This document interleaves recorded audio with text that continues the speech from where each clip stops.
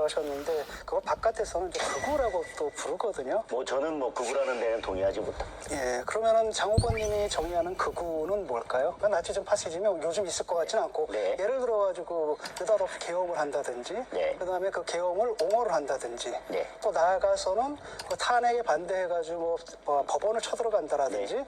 또 그걸 갖다가 선동한다든지 네. 또 그걸 비호한다든지 이런 세력이 있지 않습니까? 그 사람들을 보통 우리는 이제 극우라고 얘기를 하거든요. 네. 그렇게 정의를 하신다면 우선 계엄에 대해서는 명백한 입장을 밝히겠습니다.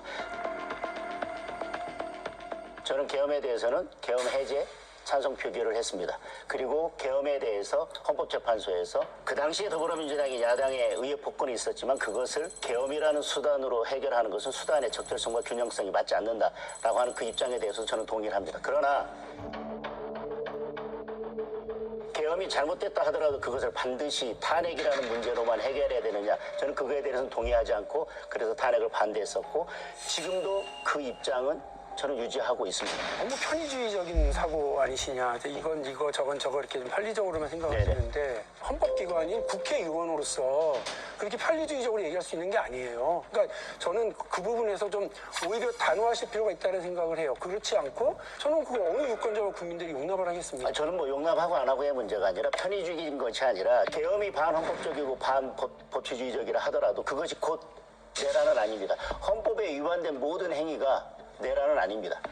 그리고 민주당에서도 내란죄 부분에 대해서는 헌재에서 판단받기를 거부하고 철회를 했었습니다.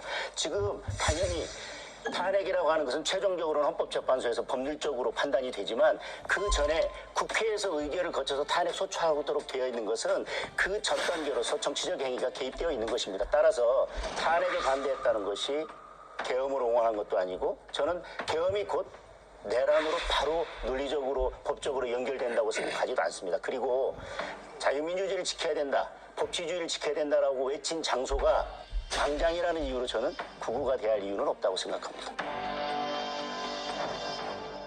헌법재판소에서 일단은 그 탄핵이 결정된 거 아니겠습니까? 라고 한다면은 사실은 사회적 합의가 이루어졌다고 보는 거고 개인적으로 거기에 동의할 수 없다 치더라도 공적인 자리에서는 헌법재판소의 결정, 우리의 사회적 합의에 따라야 되는 게 공인으로서의 자세라고 좀 생각하거든요. 그리고 아까 계엄 해제 말씀하셨지 않습니까? 계엄 해제 의결하셨다고. 그런데 문재인가 또 오늘 집회에 나가셔서 뭐라 그러냐면 이번 계엄에도 하나님의 계획이 있다고 말씀하셨는데 정답은 탄핵 제각입니다. 모든 일이 이유 없이 된 것이 아니고 알 것이라. 여러분, 이번 계엄에도 하나님의 계획이 있습니다. 계엄에 대해서 제가 계엄을 해제를 했지만 저는 분명히 크리스천들이 모이는 세이브 코리아라는 집회에 가서 저는 신앙인의 한 사람으로서 이야기한 것입니다. 신앙인으로서 보면 우리가 잘못했을 때나 우리가 잘했을 때나 늘 하나님은 그 가운데 개입하셔서 역사하고 있다는 뜻을 말씀드린 것이지 하나님의 계획이 있기 때문에 다 옳은 것이고 그거에 대해서는 어떤 비판도 가해져야 된다는 뜻으로 말씀드린 것은 전혀 아닙니다. 말씀을 들어보니까 사실은 지금 많은 생각을 하게 하는데요.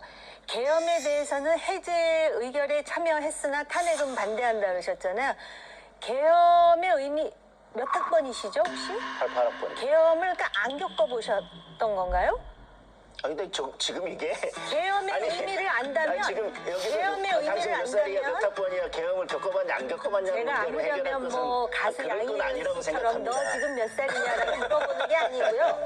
아니고 제가 왜 그걸 질문을 하냐면 저는 계엄을 겪어봤어요. 그래서 계엄 선포를 하는 그날 엄청난 공포를 느꼈어요. 계엄의 의미가 어떤 것인지를 나는 체험해봤기 때문에. 그런데 계엄에 대해서는 그걸 반대하면서 탄핵에 대해서도 반대한다고 하니까 이런 상호 모순적인 입장이 어디 있지? 그러면 그렇게 해서 신앙적으로 하나님의 뜻이라고 생각한다면은 지금 정치를 하시는 분인데 유권자인 국민들은 저도 앉아갖고 지금 나는 뭐지? 나는 왜 여기 앉아있지? 이런 생각이 드는데 얼마나 혼란스럽겠습니까? 제가